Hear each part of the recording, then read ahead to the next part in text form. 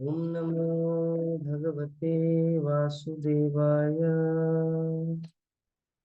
ओम नमो भगवते वासुदेवाय। ओम नमो भगवते वासुदेवाय। नारायणं नमस्कृत्य नरं चैव नरोत्तमं देवीं सरस्वतीं व्यासं ततो जयमुदीरये। नष्टप्रायेषु अभद्रेषु नित्यं भागवत सेवया भगवती उत्तमश्लोके भक्तिर्भवति नश्चित्ते। मुखं करोति वाचालं पङ्गुलं यते गिरिं यत्कृपातमं वन्दे श्रीगुरुमखिलकारिणं परमानन्दमाधवं श्रीचैतन्यम्। हरे कृष्ण। तो आज हम लोग श्रीमद् भागवतम के द्वितीय स्कंद चतुर्थ अध्याय श्लोक संख्या 22 इसके ऊपर चर्चा करेंगे। श्लोक इस प्रकार है। प्रचोदिता जैन पुरा सरस्वती वितन्नता जस्य सतीं स्मृतिं हृदि स्वलक्षणा प्रादुरभूत किलास्तता प्रमे ऋषीणामृषभा प्रसीदता। तो सुखदेव गोस्वामी प्रहलाद परीक्षित महाराज को श्रीमद् भागवतम की कथा सुना रहे। तो सुखदेव गोस्वामी परीक्षित महाराज को बोल रहे कि जिन्होंने सृष्टि के प्रारंभ में सर्वप्रथम ब्रह्मा के हृदय में शक्तिशाली ज्ञान का विस्तार किया और सृष्टि तथा अपने विषय में पूर्ण ज्ञान की प्रेरणा दी, और जो ब्रह्मा के मुख से प्रकट हुए प्रतीत हुए जैसे बराह देव, वे भगवान विष्णु, भगवान कृष्ण, भगवान बराह देव मुझ पर प्रसन्न हो। तो सुखदेव गोस्वामी यहाँ पर वर्णन करें कि भगवान, जब भी हम लोग भगवान श्री कृष्ण के बारे में कुछ प्रार्थना करते हैं तो सर्वप्रथम उनकी महिमा कीर्तन करते हैं, क्योंकि भगवान हम जैसे कोई साधारण व्यक्तित्व नहीं है। यहाँ पे सुखदेव गोस्वामी क्या ग्लोरिफिकेशन की कि जिन्होंने सर्वप्रथम अपने शक्तिशाली ज्ञान का अर्थ क्या होता है? एक ऐसा ज्ञान जिस ज्ञान के माध्यम से जीवात्मा इस भौतिक बंधन के जंजीर को तोड़कर अपना असली घर भगवत धाम वापस जा सकते हैं। इसीलिए भगवत ज्ञान को शक्तिशाली ज्ञान कहा। तो ब्रह्मा के हृदय में शक्तिशाली ज्ञान प्रदान किया, कारण क्या है? ब्रह्मा जी को इसलिए ज्ञान प्रदान किया ताकि ब्रह्मा जितने सारे जीवात्मा को सृष्टि करेंगे तो ब्रह्मा का भी एक रिस्पॉन्सिबिलिटी रहेगा कि सृष्टि करना ही मेरे जीवन का उद्देश्य नहीं है, बल्कि सृष्टि का उद्देश्य क्या है? सृष्टि का उद्देश्य है कि जीवात्मा भगवान को छोड़कर इस संसार में आए हैं, भटक के भटक गया भगवान श्री कृष्ण के घर से, मतलब मुख मोड़ के यहाँ पर आ गए हैं एंजॉय करने के लिए। लेकिन उनको पता नहीं यहाँ पे एंजॉय प्लेस नहीं है, ये आनंद का प्लेस नहीं है सुख उठाने का, बल्कि यहाँ पे सिर्फ दुख ही दुख है। तो दुख ही दुख है, इस चीज का रियलाइजेशन, ये ज्ञान देने के लिए ब्रह्मा जी ने भगवान श्री कृष्ण से ये शक्तिशाली ज्ञान अर्थात दिव्य ज्ञान प्राप्त किए, ताकि अपने आने वाले जनरेशन को वो दिव्य ज्ञान प्रदान कर सके। क्योंकि प्रकृति ऐसा है कि जो चीज हमारे पास होता है प्रकृति वही हम लोग को बुलवाता है। ऐसा नहीं कि हमारे पास कुछ ज्ञान नहीं है, कुछ भी हम लोग बग देते हैं और जन सामान्य उसको रिकमेंड कर लेंगे, नहीं। जन सामान्य वही रिकमेंड करेंगे, वही चीज एक्सेप्ट करेंगे जो आपके भीतर है, जो आपके पास अनुभव ज्ञान है, वही अच्छा लगता है। सुनने में। हम्म। अन्यथा किताबी ज्ञान पढ़ पढ़ के सुनाना ज्ञान, वो जो है ना, लोगों को अच्छा नहीं लगता। पहले थोड़ा अनुभूति होना चाहिए। अनुभूति होने के बाद, इसीलिए ब्रह्मा जी के हृदय में भगवान ने वो ज्ञान पहले ही दिया है, ताकि उसके पास अनुभव रहे। और जब जीवात्मा को या नारद मुनि को या कोई क्वेश्चन करेंगे, तो उनको यथारूप में उत्तर दे पाए। नारद मुनि विभिन्न क्षेत्र में, श्रीमद् भागवतम के भी प्रसंग में बहुत सारे प्रश्न किए हैं। हे पिता, ये कैसे हुआ? हम्म, हे सृष्टिकर्ता ब्रह्मा, इसके बाद ये कैसे हुआ? तो नारद मुनि प्रश्न कर रहे, अगर ब्रह्मा के पास अगर कुछ नॉलेज ही न रहे, तब तो वो उठपटांग कुछ भी बोल देंगे। इसीलिए भगवान को पहले से पता है, जो आदि जीव सृष्टा है ब्रह्मा, तो भविष्य में उनको काम आए। इसीलिए भगवान श्री कृष्ण ने ये भगवत ज्ञान उनको प्रदान किया। हम्म। तो परमात्मा जो है, भगवान श्री कृष्ण जो प्रत्येक हृदय में आसीन है, परमात्मा प्रत्येक जीव के हृदय से जिसका जितना जरूरत हो, चाहे एक ब्रह्मा से लेकर क्षुद्र चींटी तक, भगवान उतना कैपेसिटी के अनुसार उनको ज्ञान प्रदान करते। भगवान श्री कृष्ण ने उतना ज्ञान, शक्तिशाली ज्ञान ब्रह्मा जी को क्यों दिया? तेने ब्रह्म जी हृदय का कवयो। और ब्रह्मा, और एक चींटी को, सिर्फ चीनी को उठा के इस जगह से उस जगह कैसे ले जाए, चिमटी को सिर्फ, जो चिंटी है, एंट है, उनको इतना ही ज्ञान क्यों दिया जाता है? उनको भगवत ज्ञान क्यों नहीं दिया जाता? क्योंकि परमात्मा रूप में भगवान को सब पता है, भूत वर्तमान भविष्य में, कि किसको कितना ज्ञान जरूरी है। तो यहाँ पर श्रील प्रभुपाद तात्पर्य में लिखते हैं कि प्रत्येक जीव भगवान से 50.64 के अनुपात में, या पूर्ण ज्ञान का 78वां अर्जित करने की क्षमता रखते। 78% भगवान के पास है पूर्ण ज्ञान, 100%।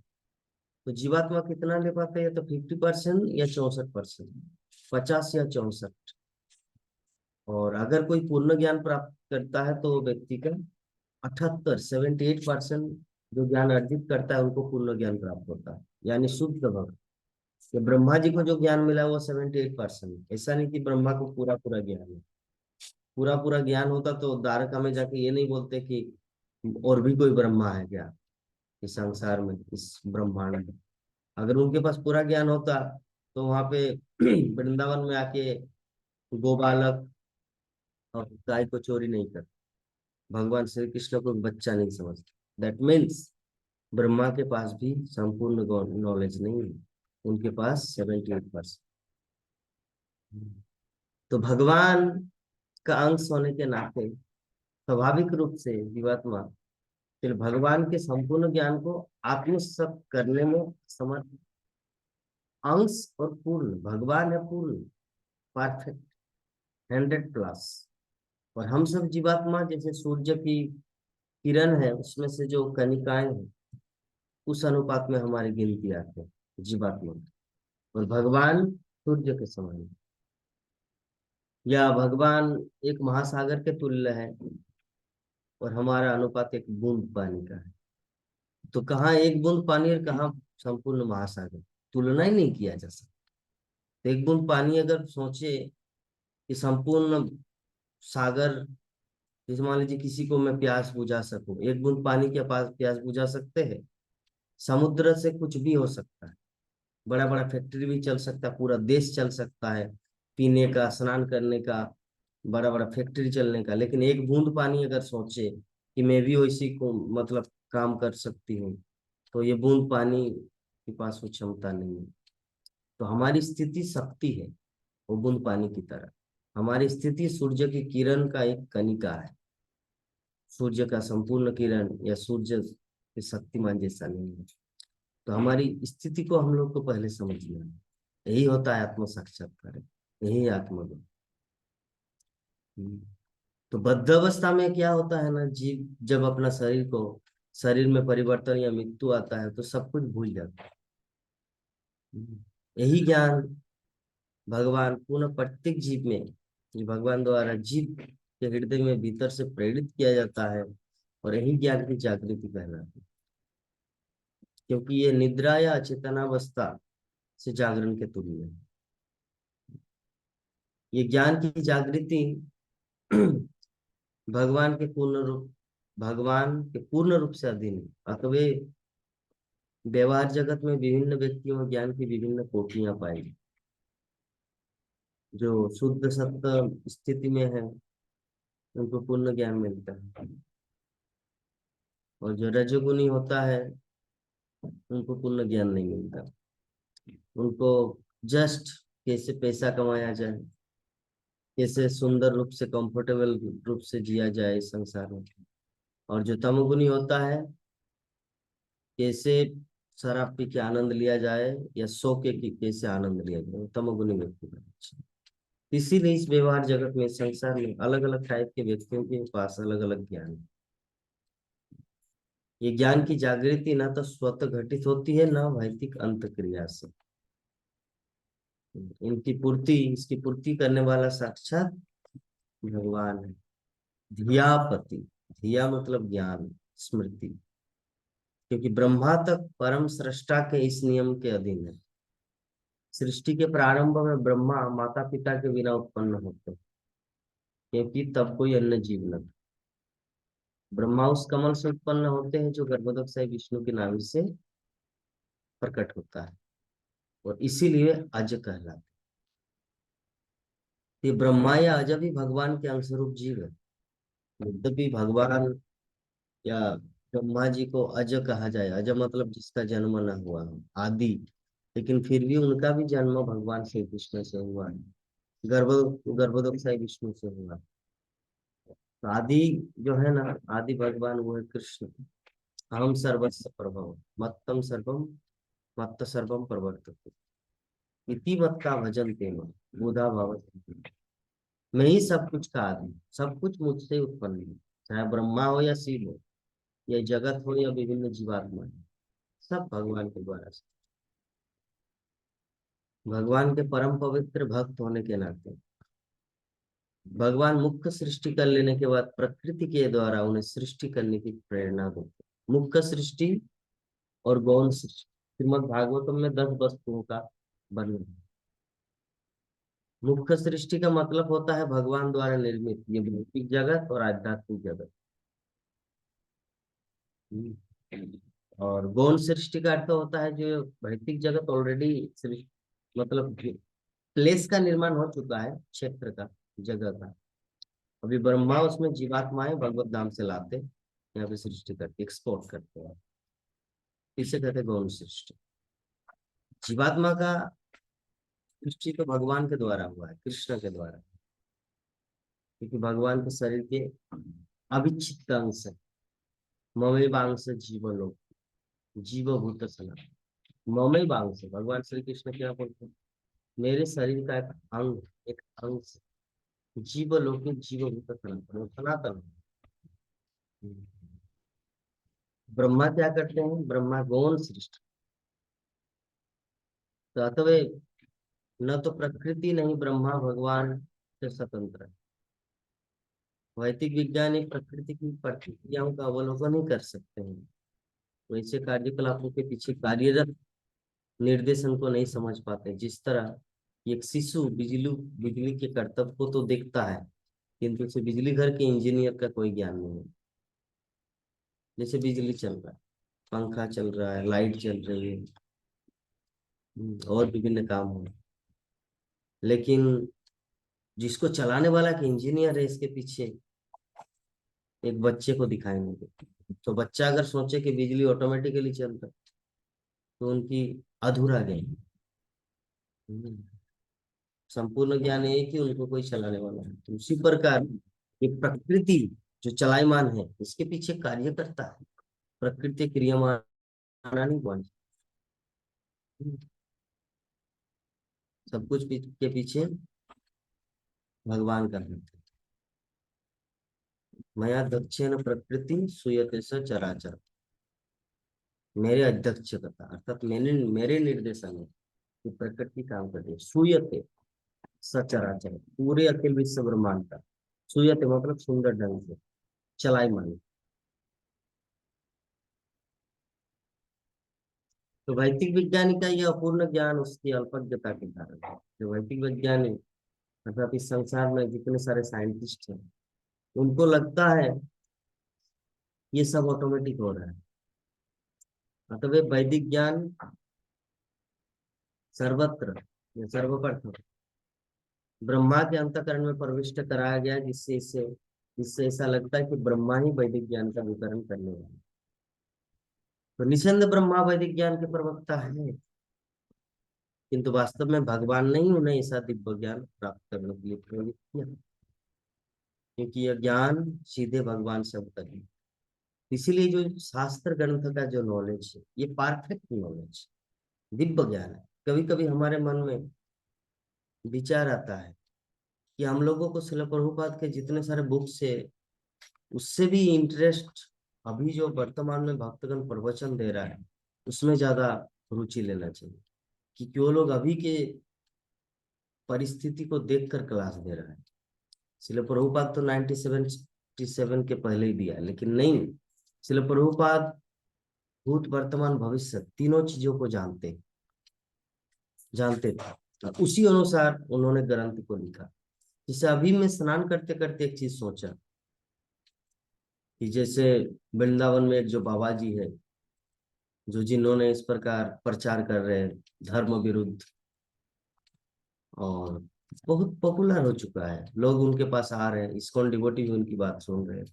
तो मुझे शिल प्रभुपाद का एक कोटेशन याद है। तो शिल प्रभुपाद बारंबार हर जगह इसके ऊपर डिस्कस किए हैं कि कुछ कुछ ऐसे स्वामी हैं, कुछ कुछ ऐसे बाबा जी होते हैं जो पहले ही लिख दिए शिल प्रभुपाद।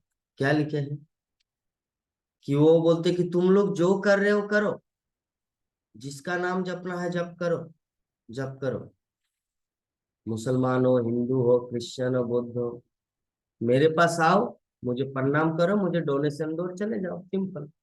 तो शिल प्रभुपाद जो वो चीज बोले थे, वो यहाँ पे अभी घटित हो रहा है। 1977 से पहले बोला था, अपने ग्रंथ में लिखे हैं, और वो चीज हम लोग आंखों देखा देख रहे हैं अभी। एक ऐसा संत है वृंदावन में, जो सबको बोलते तुम जो नाम जपना चाह रहे हो जपो, अपना जो गुरु मंत्र दिए हैं उसको आप जपो, मेरे पास आओ बस। तो मेरे पास आने का मतलब क्या है, क्योंकि जो भी कोई साधु पुरुष से मिलते हैं तो डोनेशन तो देना पड़ेगा ही। उतने सारे लोग बैठे रहते हैं, हाँ, उतने सारे लोग वहां पे उनका प्रवचन सुनने के लिए बैठे हैं, और कोई व्यक्ति वहां पे एंट्री किया, महान व्यक्ति या पॉपुलर या फिल्म स्टार, और वहां से उनसे बात की है, और ऐसे ही तो चले नहीं जाएंगे बल्कि कुछ देंगे। तो अगर वो संत अर्थात जो महात्मा है, जो स्वामी जी है, अगर वो बोले कि तुम ऐसे क्यों कर रहे हो, तुमको तो पूर्ण शुद्ध रूप से शाकाहारी होना चाहिए, और एकमात्र भगवान द्वारा प्रदत्त हरि नाम का जप करना चाहिए, वो ऐसा नहीं बोलेगा। क्यों नहीं बोल रहा है? क्योंकि अगर ये सब बोलेंगे तो उनके पास वो आएगा नहीं। लोगों को चाहिए क्या, मैं जो चाहता हूं उसको कोई रिकमेंड कर, मेरी जो इच्छा है उनको कोई एक पॉपुलर स्वामी मुझे रिकमेंड कर दे, तब मुझे लगा अच्छा मैं जो कर रहा हूँ, अंडा भी खा रहा हूँ, हाँ, ये गोविंद नाम भी जप कर रहा हूँ, और जब कोई मीटिंग होता है तो वहां पे मछली भी परसते, मछली भी खा रहा हूँ, भगवान का नाम जप कर रहा हूँ, क्योंकि वो जो स्वामी जी जिससे मैं मिलने गया था वो मुझे रोका नहीं। वो बोले कि ठीक है, तुम जो गुरु मंत्र, जो कुल गुरु तुमको जो कुछ दिया है, मैं जो नाम जप कर रहा हूँ, मेरा नाम जप करने की जरूरत नहीं, मेरा प्रवचन सुनो, बस मुझसे ज्ञान लो, मुझसे शिक्षा लो, और आपकी जो इच्छा है वही कर। तो जब ऐसे बोलते हैं तो ऑटोमेटिक उठ के जो श्रोता होते हैं उनके हृदय में एक आनंद की अनुभूति होती है कि जा, मैं जो चाहता था कि अंडा भी खाऊं और हरिनाम भी जपूं, चलो कोई तो एक महान आत्मा मुझे रिकमेंड कर दिया। लेकिन शिल प्रभुपाद इस तरह के महात्मा नहीं थे। श्रील प्रभुपाद शास्त्रों के एकदम स्ट्रिक्ट फॉलोअर थे। दिल्ली में जब प्रवचन दे रहे थे 20,000 लोग, 25,000 लोग वहां पे बैठ के प्रवचन सुन रहे थे, तो श्रील प्रभुपाद 4 सिद्धांत के बारे में बोल रहे थे। No meditating, no gambling, no sex, no illicit sex, no intoxication. कोई नशा नहीं, कोई जुआ नहीं, अवैध संग नहीं, और मांसाहार नहीं। तो कोई शिष्य आके कान में कुछ पूछा है श्रील प्रभुपाद से, श्रील प्रभुपाद चारों में से अगर भक्तगण चाह रहे, इतने सारे जो लोग उपस्थित थे, तो चारों में से अगर कोई आप एक थोड़ा सा कॉम्प्रोमाइज कर देते हैं, तो यहाँ पे करोड़ों करोड़ों लोग भक्त बन जाएंगे। इस्कॉन के इतने सारे फॉलोअर होंगे। तो श्रील प्रभुपाद ने एक ही डायलॉग मारा, एक ही डायलॉग दिया कि चाणक्य पंडित ने कहा है कि उतने सारे तारों का क्या जरूरत है, जो एक चंद्र काफी है प्रकाश देने के लिए। तो मुझे उतने सारे तारे जरूरत नहीं है, मुझे एक चंद्र चाहिए। इस्कॉन का फॉलोअर ऐसा हो, वो इतने सारा मतलब भीड़ करके, चलो तुम जो खा रहे हो खाओ, तुम जो मंत्र जप करे करो, मुझे डोनेशन दो, चले जाओ, इस तरह का प्रचार नहीं करता एक असली भक्त या असली गुरु। सच्चा गुरु शास्त्रों के परम सिद्धांत को प्रकट करते हैं। तो जो भी है, ये है अवस्था वर्तमान संसार की। तो इससे एक चीज प्रमाण होता है कि श्रील प्रभुपाद का जो पुस्तक है, श्रील प्रभुपाद का जो एक्टिविटीज है, श्रील प्रभुपाद की जो लीलाएं हैं, वो हमारे आने वाले भविष्य के जनरेशन के लिए ही है। ऐसा नहीं कि हम लोग को श्रील प्रभुपाद का ग्रंथ आ रहे, वो तो पुराना है। श्रील प्रभुपाद तो रात रात भर जाग के लिखे थे। अभी जो भक्तगण जो प्रवचन दे रहे हैं, वो ज्यादा इंपॉर्टेंट, क्योंकि ये भक्तगण देश काल परिस्थिति के अनुसार। अरे हमारे पास ज्ञान कहाँ है? अंधे कहीं के सब, हमारे पास क्या नॉलेज? हमारे पास कुछ नॉलेज नहीं, न दिव्य दृष्टि है, न त्रिकालदर्शी का कोई नॉलेज। लेकिन शिला प्रभुपाद के पास दिव्य दृष्टि था, त्रिकालदर्शी थे वो, तीनों काल में क्या कुछ होने वाला है। तो वो सब देख के शिला प्रभुपाद ने लिखा। तो हम सबको उन्हीं का फॉलो करना है, हम लोग को उतना दिमाग नहीं लगाना है। हम्म। इसीलिए वेदों को अपरुषेय, अर्थात किसी सृजित जीव द्वारा प्रदत्त न किए गए कहा जाता है। जो वैदिक ज्ञान है, जो हमारी गुरु परंपरा से, धारा से जो ज्ञान आ रहा है, ये ज्ञान अपरुषेय है। परुषेय मतलब इस संसार के रचित कोई मनगढ़ंत कहानी, और अपरुषेय का मतलब सीधा भगवान से जो आता है, आध्यात्मिक जगत से। तो सृष्टि के पूर्व भगवान उपस्थित थे, नारायणो परो अवत्ता। हाँ, तो वे भगवान द्वारा उच्चारित शब्द दिव्य ध्वनि के लहरियां हैं। ध्वनि के दो प्रकार हो, प्राकृत तथा अप्राकृत में बहुत बड़ा अंतर होता है।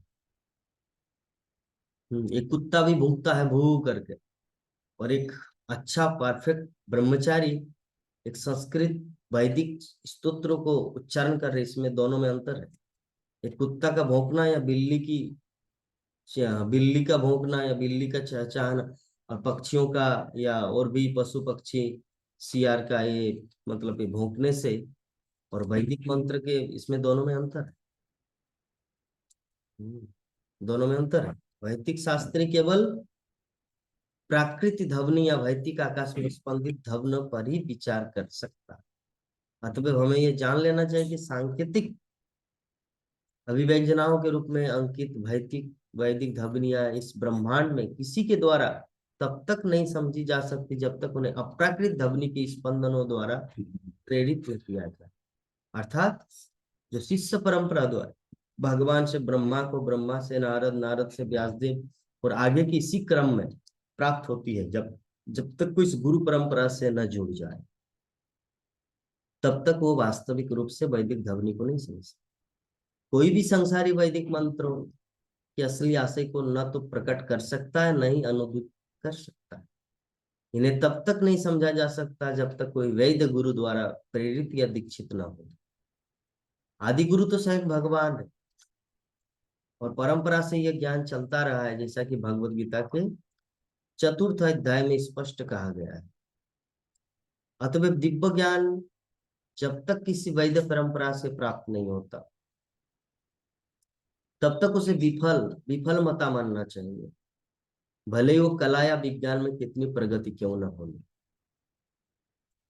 ठीक है, विफल मत, अर्थात ये जो दिव्य ज्ञान है, ये जो कृष्ण तत्व विज्ञान है, ये परंपरा से प्राप्त होता है।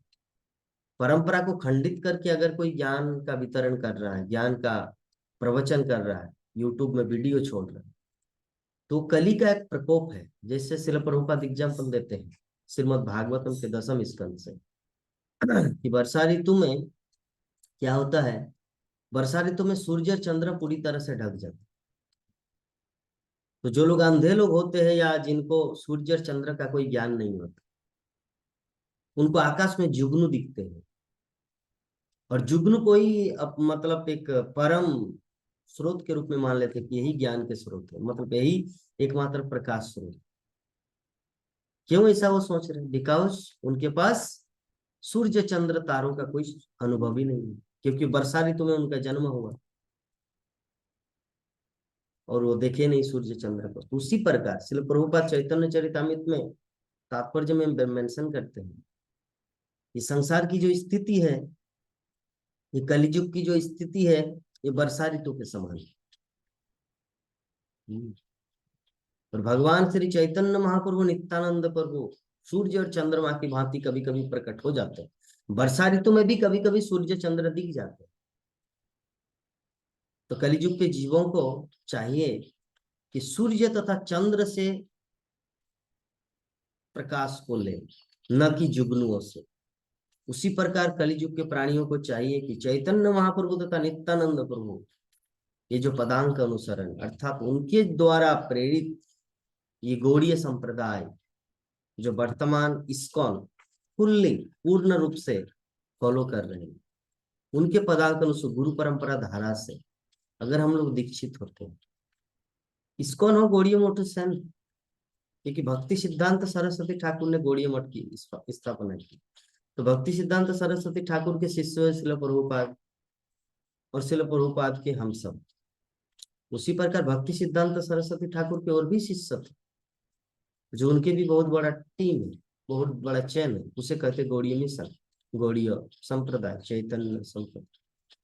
तो वहां से भी अगर कोई दीक्षा लेते कोई समस्या नहीं है, उसी परंपरा में आते हैं। लेकिन दीक्षा लिए और इधर ईर्षा चालू हो गया तो इसमें और डेंजर है। क्या रे, हम तो आपसे बड़ा है, क्योंकि हम सीधा भक्ति सिद्धांत सरस्वती ठाकुर से दीक्षा लिए। अरे, हम तो शिल प्रभुपाद से डायरेक्ट दीक्षा लिए हैं। हाँ, शिल प्रभुपाद पूरी दुनिया में प्रचार प्रसार किया, मेरे सामने आपका नॉलेज कुछ भी नहीं। नहीं, ये सब ईर्षा करके कुछ लाभ होने वाला नहीं। हम लोग परंपरा से जुड़ गए बस। अभी सिर्फ जुड़ने से नहीं होता है। शिल प्रभुपाद दूसरा एग्जाम्पल देते हैं, ये वैदिक ज्ञान कोई इलेक्ट्रिक हिट नहीं है, इलेक्ट्रिक स्विच दबाने से तुरंत एकदम छक छक छक छक छक छक ज्ञान मिल गया। नहीं, इसके लिए अध्ययन करना पड़ता है वैदिक साहित्य का। तो आदि गुरु तो स्वयं भगवान, आदि गुरु ऐसे भक्ति सिद्धांत सरस्वती ठाकुर, भक्ति वेदांत प्रभुपाद, या ऐसा नहीं। आदि गुरु कौन है? स्वयं भगवान। और परंपरा से ज्ञान चलता रहा है, जैसा कि भगवत गीता के चतुर्थ अध्याय में स्पष्ट कहा गया है, इवं परंपरा प्राप्तम इमं राजर्षियो विदु सकाले न महता जोग नष्ट परंतप।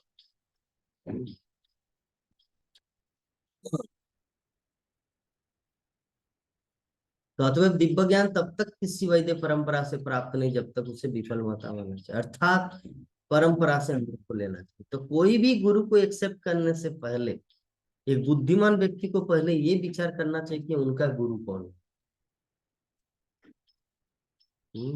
आजकल के लोग जो है ना, जादू देखना बहुत पसंद है। कोई थोड़ा सा कुछ एक मैजिक, उनका वाणी की जो गंभीरता और मतलब ऑडियो क्वालिटी, साउंड क्वालिटी में इतना अच्छा कर दिए है ना, सभी उनका प्रवचन सुनने लग जाए। ये जो साउंड सिस्टम या भीमिक्स या क्या क्या करके इतना सुंदर कर दिए है, स्पीकर दूर रहता है और वैसे बोलती, इतना सुंदर लगता सुनने में, लोग उसी को सुन रहे हैं।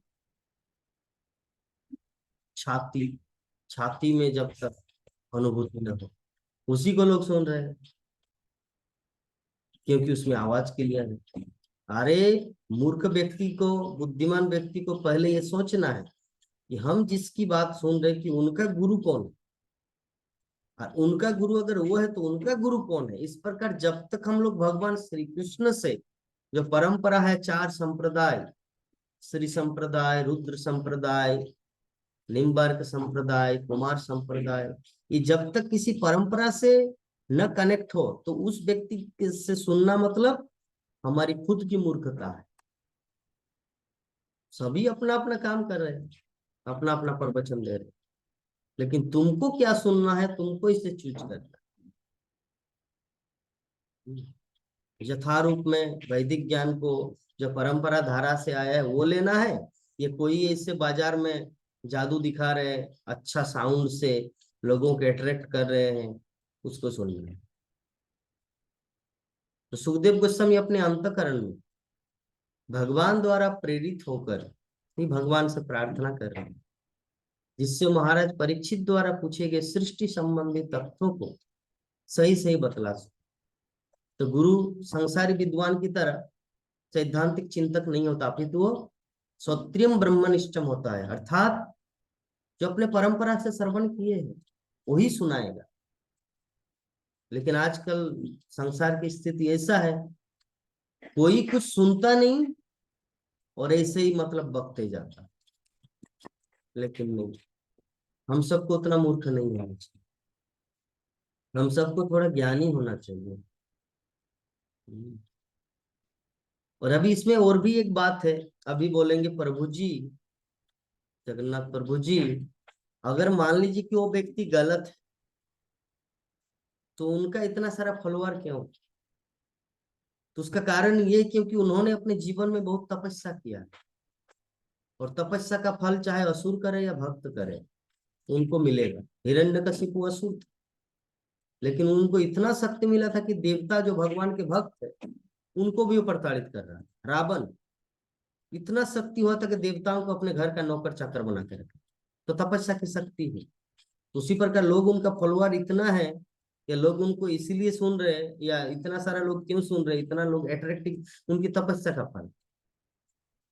उसी प्रकार अगर हम लोग भी अच्छी तरह तपस्या करें, भगवान श्री कृष्ण का पवित्र नाम ग्रहण करें, हरे कृष्णा कृष्णा कृष्णा हरे हरे, हरे राम राम राम हरे, अगर आकुल व्याकुल एक बहुत ही करुण स्वर से अगर भगवान श्री कृष्ण का नाम जप करे तो यही नाम की ध्वनि सारे संसार में सुनाई देगा। बल्कि उसका नहीं जो ऐसे प्रचार कर रहे भगवान का अलग नाम, नहीं, भगवान के सभी नाम है, लेकिन फिर भी शास्त्रों में रिकमेंड किया गया है कि कली युग में कौन सा नाम लेना चाहिए। इस काल प्रभु जी बताए कि श्रीमद् भागवतम में ओम नमो भगवते वासुदेवाय इसका उल्लेख है। तो अगर कोई भक्तगण जप करे हरि नाम छोड़कर ओम नमो भगवते वासुदेवाय, ओम नमो भगवते वासुदेवाय, तो वो भी जप है, उसमें भी लाभ है, उसमें भी, क्योंकि भगवान के नाम में, सभी नाम में शक्ति है, उसमें भी आपको शक्ति मिलेगा। लेकिन आप एक चीज मिस कर रहे, क्या? आप परंपरा से दूर चले जा रहे, क्योंकि हमारे आचार्य वर्ग जो सिखाए हैं वो आप नहीं कर रहे।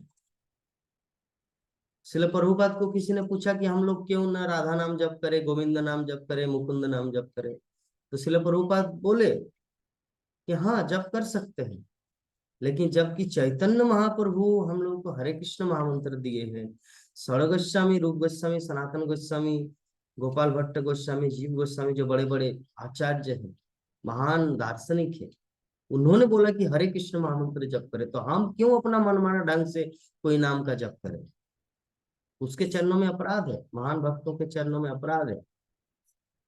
पिछले श्लोक में, कल जो हम लोग जिस श्लोक के ऊपर डिस्कस किए, श्रीमद् भागवतम के द्वितीय स्कंद चतुर्थ अध्याय श्लोक संख्या 21, उसमें क्या बताया गया है, थोड़ा सा आप लोग को सुना रहे हैं। उसमें बताया गया है, सुखदेव गोस्वामी वर्णन करते कि भगवान को पाने का दो रास्ता है। पहला, भगवान श्री कृष्ण का सतत स्मरण, और दूसरा आचार्यों का पदांक अनुसरण। आचार्यों का पदांक अनुसरण, आचार्य कौन हुए? जो अपने गुरु के वाक्य को यथारूप में समझे, और उस अनुसार जीवन में उतारा, उसे कहते हैं आचार्य। तो अगर कोई गुरु है संसार में अभी और अपने गुरु की बात को छोड़ के एक अलग संप्रदाय बना के अगर ऐसे अपप्रचार कर रहे हैं तो आचार्य कैसे हुआ? तो ये तथ्य को हम लोग को समझना। कोई आपको ठग नहीं सकता जब तक खुद न ठगे। इसलिए प्रभुपाद बोलते मार्केट में ठगों का ठगी का कमी नहीं है, व्यक्ति खुद ठगने जाते हैं तो क्या किया जाए। जब मार्केट में जा रहे कि हम मुझे टमाटर खरीदना है, कोई आपको पकड़ा दिए बैगन, तो ये सब्जी वाले का भूल नहीं है जो बेच रहे, बल्कि आपका भूल है, क्योंकि आपको पता नहीं कि सब्जी टमाटर का साइज कैसा होता है और बैगन दिखने में कैसा होता है। पहले आपको तो इतना ज्ञान होना चाहिए। तो जब जिस गुरु से आप ज्ञान ले रहे हैं, पहले ये तो समझिए कि गुरु परंपरा से होता है। ऐसा नहीं कि कोई अपने जादू दिखाकर कुछ बोल रहे और इसी नाम को जप करो, वो भी गिरेगा एक दिन। जो ऐसे मतलब जो अपप्रचार करते हैं, क्योंकि प्रकृति जो है ना, प्रकृति किसी को जो भी थोड़ा बहुत उल्टा सीधा बोलता है, प्रकृति के पास रिकॉर्ड रहता है। क्योंकि प्रकृति तो भगवान कृष्ण के निर्देशन में होता है ना। प्रकृति उन्हें गिराएंगे जो व्यक्ति भगवान के जो गुरु परंपरा के आदेश के विरुद्ध काम करता है, प्रकृति उसे गिरा देंगे, आज नहीं तो कल। क्योंकि गलत चीज ज्यादा दिन टिकता नहीं है, सच्चाई हमेशा के लिए टिकता है। सनातन धर्म हमेशा पहले भी था, अभी भी है, भविष्य में रहेगा। लेकिन सनातन धर्म के नाम पर कोई व्यक्ति इस तरफ फालतू बात करता है तो प्रकृति उनको भी गिराएगी।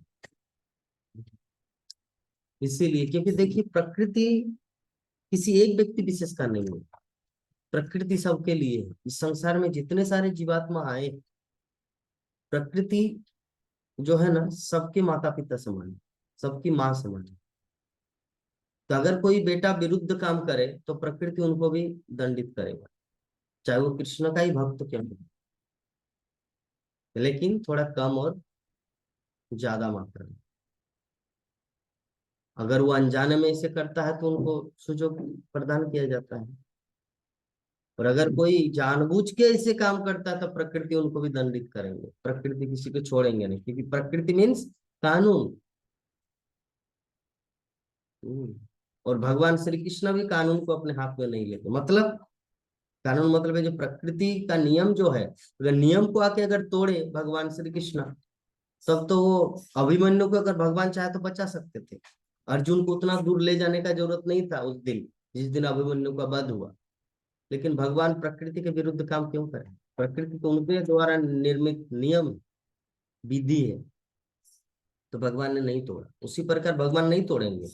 तो अभी जो कोई फट्टा फटर कर रहे हैं ना, जैसे ललकार रहे हैं, एक शुद्ध भक्तों का निंदा कर रहे हैं, वैष्णव अपराध कर रहे हैं, उनको भी एक दिन गिरना पड़ेगा। देखना, आप लोग अपनी आंखों से देखेंगे अति शीघ्र। खैर जो भी है, ये सब बोल के कुछ फायदा नहीं है। प्रकृति देख रहे हैं, उनका सीसीटीवी बहुत स्ट्रांग है। जो जैसा कर्म करेंगे उसको ऐसा फल भोगना पड़ेगा। हमारा काम है हमारे आचार्यों को फॉलो करना, श्रील प्रभुपाद के आदेशों को पालन करना, हरे कृष्ण महामंत्र को पूरे हृदय से, संपूर्ण हृदय से जप करना। और उनके ग्रंथ को ध्यान से पढ़ना, अच्छी तरह से चीजों को समझना, वास्तविक तत्व को समझना। और जो सुनने के लिए उत्सुक है या इच्छुक है, उनको वास्तविक ज्ञान को बोलो। क्योंकि इसलिए भक्ति सिद्धांत सरस्वती ठाकुर एक चीज बोलते थे, अगर कोई सुनने वाला ना हो तो किस अब दीवारों को सुनाएंगे। क्योंकि अगर ये सच्चा ज्ञान है, आपका अनुभूति ज्ञान है और गुरु परंपरा द्वारा जो निर्मित ज्ञान है, कोई मन गढ़ंत ज्ञान नहीं है, तो ये ज्ञान एक दिन आकाश पाताल सब कुछ एकदम ये दीवारों को भेद कर पूरे ब्रह्मांड में फैल जाए। इसलिए प्रभुपाद का ज्ञान ही तो सारे संसार में फैल गया है इस्कॉन के माध्यम से। अभी इस्कॉन सारे जगत को प्रचार किया और अभी कोई व्यक्ति आके हाहाकार मचा रहे हैं।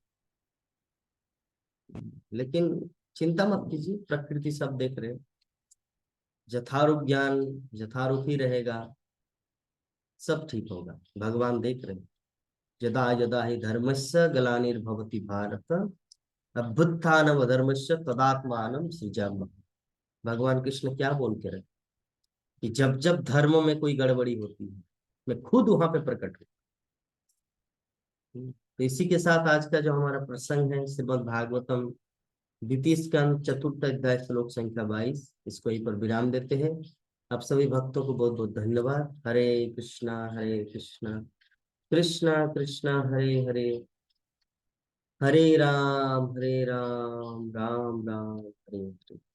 जय जगत गुरु श्री प्रभुपाद की, ग्रंथराज श्रीमद् भागवत महापुराण की, अनंत कोटि वैष्णव भक्त बिंद की, समवेत गौर भक्त बिंद की, निताय गौर प्रेमानंदे हरि हरि बोल।